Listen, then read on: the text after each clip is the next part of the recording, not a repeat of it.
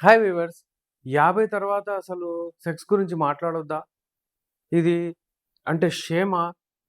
దాని గురించి ఈరోజు మాట్లాడదాము. ఇది తప్పేం గాదండి.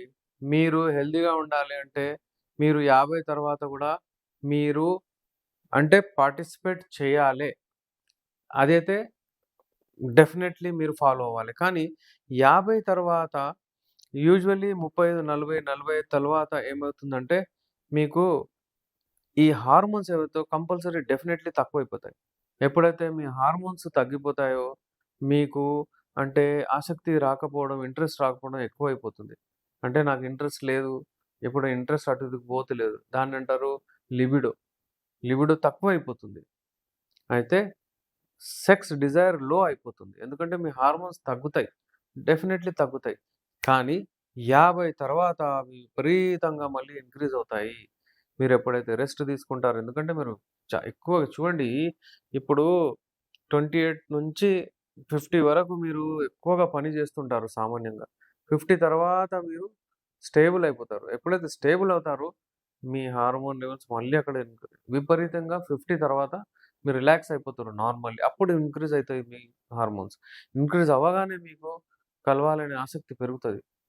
అలాగే అమ్మాయిల్లో ఫీమేల్స్‌లో మెనోపాజ్ రీచ్ అవుతారు. వాళ్ళకసలు మూడ్ రాదు. ఇగ అయిపోయిందన్నట్టు కనిపిస్తది. మగవాళ్ళలో 50 అవ్వంగానే అరే! ఇగ అయిపోయింది మనం కలవద్దంటారు. కానీ కోరికలు పెరుగుతాయప్పుడు 50 తర్వాత. ఈ మెనోపాజ్ తర్వాత వీళ్ళకి గూడా కోరికలు పెరుగుతాయి. అది తప్పేం గాదు. అది షేమేం గాదు. దాని గురించి మాట్లాడడం తప్పేం గాదు. అదొస్తే అమ్మ ఏంది ఈ వయసులో గూడా ఏం జేస్తున్నారు వీళ్ళన్నట్లుంటారు. అది ఏమి తప్పు గాదు. అది అవుతేనే మీరు హెల్తీగా ఉంటారు. మీరు ఒకవేళ 50, 55, 60, 65, 70, 75 ఇంకా మీకు భగవంతుడు ఇంకా ఏజ్ ఇవ్వాలి మీరు 80, 80 దాటిన తర్వాత గూడా మీకు ఒకవేళ కోరికలుంటే అది చాలా మంచి విషయం అది. ఎందుకంటే అలా అది ఉంటేనే మీరు ఎక్కువ రోజులు బ్రతకగలుగుతారు. ఇది దాంతో కోరిలేషన్ ఎవరైతే సెక్స్‌లో ఎక్కువ పార్టిసిపేట్ చేస్తారో వాళ్ళే హెల్తీగా మంచిగా ఎక్కువ సంవత్సరాల వరకు బ్రతుకుతారు. అయితే మీరు ఏమి షేమ్ అని అనుకోకండి. ఇదేదో ఇప్పుడొస్తున్నాయి కోరికలు. అలాగే వాళ్ళ పిల్లలకి గూడా చెప్తున్నాను మీకు. వాళ్ళేంది 40లో, 45, 50లో ఉంటారు. ఏది మా డ్యాడీ 75 ఇప్పుడు ఇలాంటివి చేస్తున్నాడంటే, అది మంచిదే. ఆయన ఎక్కువ దినాలు మంచిగా హెల్తీగా ఉండాలి, బ్రతకాలంటే అది ఆయన కొరకు మంచిదది. అది సామాన్యం అది నార్మల్ మీలాగానే. మీకు గూడా ఒకప్పుడు ఉండే గదా! ఎలాగైనా మీరు గూడా చూసి ఇప్పుడు గూడా మీరు చూస్తారు. మీరు అట్రాక్ట్ అవుతారు. అలాగే ఆయన గూడా అవుతాడు. కానీ మనదెందుకు ఏందంటే సోషల్ బ్యాక్‌గ్రౌండ్ మనది ఇట్లుందని మనం చాలామంది అసలు ఏం రిటైర్ అయిపోయిన తర్వాత కూర్చోవాలన్నట్టు మనము చెప్పి వాళ్ళని ఆపేస్తూ ఉంటాం. అది మంచిది గాదు. ఇది ఉండడం చాలా మంచి విషయం. ఇంకోటేంటంటే వాళ్ళకు ఒకవేళ పార్ట్నరు ఉంటే గూడా వాళ్ళకు ఏదైనా నీడ్ ఉంటే డెఫినెట్‌లీ మీరు అంటే ఏ డాక్టర్ అయినా సరే వాళ్ళతోని ఒకసారి సంప్రదించండని చెప్పాలి వాళ్ళు చెప్తే. దీని గురించి అబ్బాయిలేం మాట్లాడరు వాళ్ళ పిల్లలు గానీ, వాళ్ళు ఒకవేళ వాళ్ళతో ముందొచ్చి నన్ను అటు తీసుకోపో బాబు నేను మాట్లాడాలి, ఆ డాక్టర్‌తో కలవాలి. ఫర్ ఎగ్జాంపుల్ నేను డాక్టర్ రెహమాన్‌తో కలవాలి. నన్ను తీసుకెళ్ళి అపాయింట్‌మెంట్ తీసుకో బాబు అంటే, యూ షుడ్ రెస్పెక్ట్ హిమ్. ఎందుకంటే ఇప్పుడు ఆయన ఏజ్ అది. ఆయన రాలేడు. ఇంట్లో ఆయనకు ఆ నీడ్ ఉందనే చెప్పాడు. ఆయనకు ఏమి సైడ్ ఎఫెక్ట్ ఉండదు ఈ మందులు వాడితే. ఆయనకేందంటే ఉట్టిగానే మంచిగా బ్లడ్ సప్లై అది ఇది ఏదైనా బ్లాకేజెస్ ఉంటే ఎళ్ళిపోతది. ఇంకా హెల్తీగా అవుతాడు. ఒక పేషెంట్ నా దగ్గర వచ్చారు ఇంతకుముందు.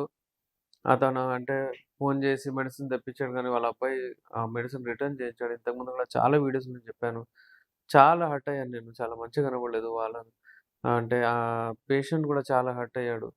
ఎందుకంటే ఈ సొసైటీ అలా అయిపోయింది. ఎందుకు ఈయనకి ఎందుకు అవసరం ఇది? 75, 76 ఇయర్స్‌లో ఇది అవసరమా? అన్నట్టు మెడిసిన్ రిటర్న్ చేయించాడు. మళ్ళీ వాళ్ళ ఫాదరు నాతోని అంటే క్షమాపణ చెప్పి, మా అబ్బాయి అలా చెప్పాడు. ఐయామ్ సారీ మీరు పంపిన లెటర్ రాసి మళ్ళీ ఆ మెడిసిన్స్ గూడా ఆయన తెప్పించుకోవడం జరిగింది. అలాగా ఏంటంటే ఎవరికైతే ఆసక్తి, ఇంట్రెస్ట్ ఉంటదో ఎవ్వరు ఆపలేరు దాన్ని.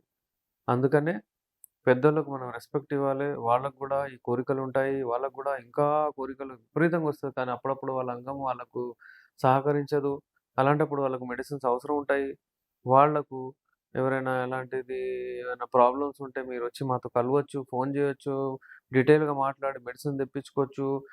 Without any single side effect. ఇంకా మీకు సైడ్ బెనిఫిట్స్ దొరుకుతూనే ఉంటాయి దీంట్లో. అంటే మీకు మీ లివర్ మంచిగుండడము, మీకు ఆకలి మంచిగా రావడము, మీకు నార్మల్ ఎమోషన్స్ రావడము, ఇవన్నీ ఉంటాయి మీకు.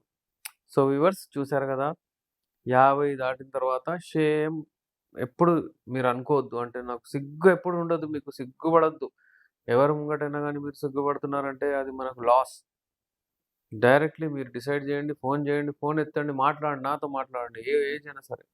నేను మీతో మాట్లాడతాను. మీకేమైనా అవసరం ఉంటే మెడిసిన్స్ నేను మీకిస్తాను. నేను రెస్పాన్సిబిలిటీ తీసుకుంటాను. మీరు హెల్తీగా మంచిగా ఉండొచ్చు. ఏందంటే షుగర్ ఉన్న వాళ్ళు గూడా ఎవరికైనా షుగర్ ఉందంటే గూడా వాళ్ళు గూడా రావచ్చు. ఒక పేషెంట్ మా దగ్గరొచ్చారండి.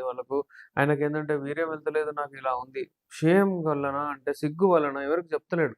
ఆయనకు షుగర్ ఉంది. ఆ చర్మం ఇట్ట గట్టిగా పట్టుకుపోయిందను. ఇప్పుడు ఆయనకేందంటే యూరిన్ పోతే అక్కడనే ఉబ్బుతుంది. అసలు చెప్తలేడు దానికి సిగ్గుపడి. అది ఫైమోసిస్ కేసు. దానికేందంటే కొంచెం చర్మం ముంగట తీసేస్తే అంటే సున్నితి చేయించుకుంటే అయిపోతది.